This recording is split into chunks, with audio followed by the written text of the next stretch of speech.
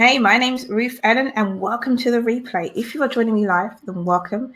But if you're on a replay, which most people are going to be on, then I want to say, catch me online. How about that? Which is my hashtag to help you to really stay with me, because I know that once you listen to somebody, even if it's on YouTube, that your brain flatlines, you stop thinking for yourself because you are in the engagement mode. And I want you to be in the discernment mode. When you question things, you ask questions and you find out more. So catch me online. How about that? It's all about you being much more aware of yourself so that you can learn more. So this is how to be productive.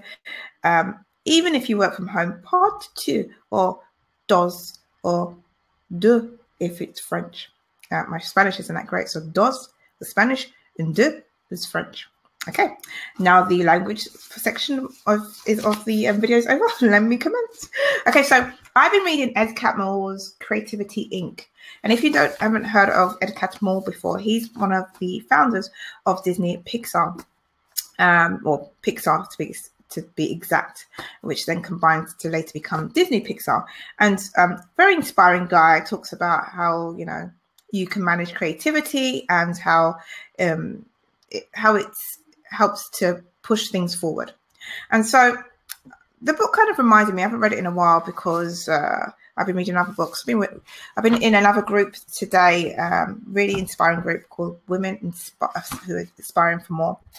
Been reading this book with them, so look up for Women Aspiring for More on Facebook and you'll find us discussing that. But let me just stay on topic for a bit. Productivity, right? Part 2. What am I going to talk about today? Well, the thing about Ed Catmull is that he likes to trust his people with decisions.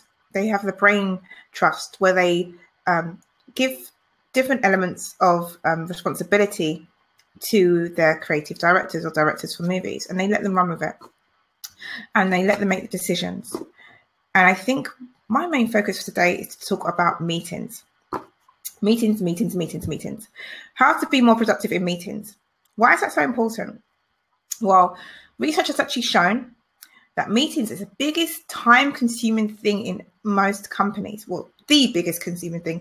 It costs companies loads of money. It costs you dollars. It costs you dollars. And so it's not just companies, right? So sometimes I get phone calls from people and they want to have a meeting about a meeting. They want to have a conversation about the meeting that we're going to have. And my brain just hurts. And after a couple of minutes, I'm saying, look, I've got to get back to work. I've got a few things to do. If you want to discuss this, book a time in my calendar. It's very different mindset to have. And it took me a while to get there. Don't get me wrong. When we have meetings, even if they're unscheduled, we have to be very much in the mindset of this has to be productive. This has to be helpful. I stopped going to a few of the meetings that one of my other companies runs because it just wasn't productive. We just talk about having meetings and talk about what we should be doing, what could be doing. But while we're sitting there for 2 hours, nothing's being done. We're just discussing what we could do. And that to me is a waste of time. I like to think of meetings as something that's very productive and gets things done. There's one of my friends, he owns a company, a graphic design company, and he refuses to have meetings with his staff. It's just something he just doesn't do. If he wants to discuss anything with his staff, he'll take them side by side, one by one, and he'll say it to them. It might not necessarily be ideal when we think of it as, well, meetings are all about team and coming together. And so there's different extremes of it, right? You can have no meetings whatsoever, or you can have meetings that are long and boring. So where's the middle ground? Well, let me tell you the middle ground.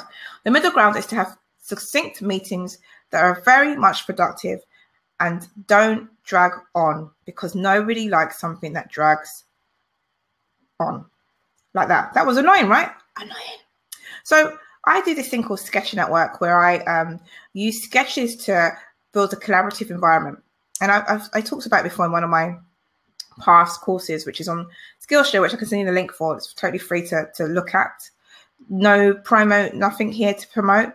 Literally trying to give you some value. So the whole thesis behind it, the whole thing behind it is that you want to be able to collaborate with people in meetings, and move forward to the common goal.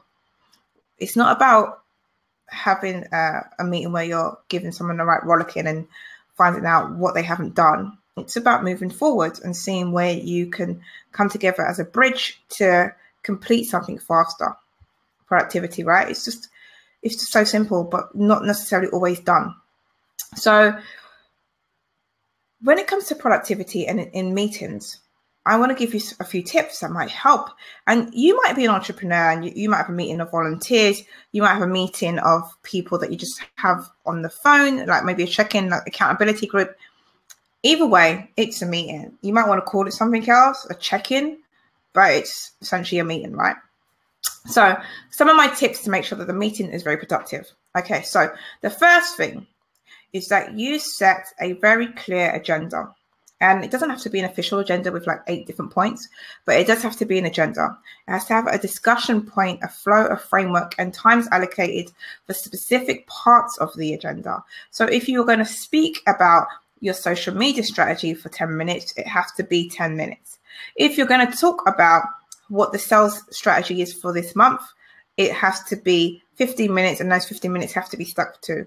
If there is any other business, it can go back in there, but let's be very clear and be very strict with our time, because at the end of the day, time is money. It costs people money when they're in meetings and they're not doing the actual work and implementation. So be very clear with the agenda, do it before the meeting, and then when you have the meeting, stick to it. Be very strict with yourself. Be very clear. I'm known for being focused and quite blunt with some of the people that I've worked with, and it might be sometimes something that people are like, oh my gosh, you're so strict. I'm like, yes, because at the end of the day, if we continue on this path of not following the rules, not sticking to agendas, not sticking to our guns, and just sitting there, then we will end up in chaos. And we don't want chaos. So have the agenda, stick to it, the times allocated, and any other business you can add to it. But make sure the meeting has a beginning, middle, and a clear end, so that you all know, this is my second point, you all know at the end of the meeting what everyone's actions are going to be. What everyone's actions are going to be. What is your actions? Is it to do A, B, C? Is it just to make a phone call? Those actions have to be done. Like, you have to have immediate actions that are going to be done as soon as after the meeting's finished, actions that are going to be done at the end of the day, actions that are going to be done at the end of the week. That way, when you are then coming back to follow up on the additional meeting, or even the notes that you're going to send back to say you've done ABC, it's very clear that work has been done and moved forward. There is nothing worse than a meeting where nobody does the stuff that they're going to do. That's why you need to have the immediate, straight after the meeting, the end of the day, and the end of the week. It's just very clear. It's very succinct. It just helps. It just works. And obviously, before you do all of that, you would have sketched out the plan at work, so you have that common goal to move forward. So those are just a few of my tips that help me not pull out my hair when I've had meetings with people. And also it's made me very much clearer on my boundaries. Boundaries are very important, because let's face it, when we are not very clear on what we desire, what we expect, then nobody else should be clear. Nobody else is going to understand. So we can't get frustrated at them if we haven't made it clear where our boundaries are. So essentially that's it. And I kind of want to just touch on a point though, and I just want to emphasize this. When you have a meeting, make sure you know what the objective of the meeting is. And maybe I've said this before, maybe I haven't, but be very clear what the objective is. At the end of the meeting, we should be able to come to a conclusion as to be very, very clear. When nobody's clear, there's no clarity, there's no movement. Everyone's kind of still wondering what the flip. So thank you for watching my live stream. I'm going to put the link of the Skillshare class on Sketching at Work, so you can find easier ways to conduct your meetings from now on using sketches as a collaborative tool. So my name's Ruth-Ellen. If you do want to join me at the PAP Schools, which is the Passionate, Audacious, and Purposeful Squad, then do. I will also put the link on there. You can find some of my other live streams about the things you should be looking for and the things you should be implementing right now when it comes to your learning strategy. Yes, learning strategy. You will only find in the PAP Squad, and other things that you might not be able to find on YouTube. So do join. Thank you for watching, and I will see you the same time next week. I am going to put a schedule on so you will know exactly when I'm coming on. And please subscribe. This is gold. Well, silver. I'm getting to gold. So do subscribe so you can hear more from me and learn more about personal performance and things that are going to help to up-level you. Thank you for watching.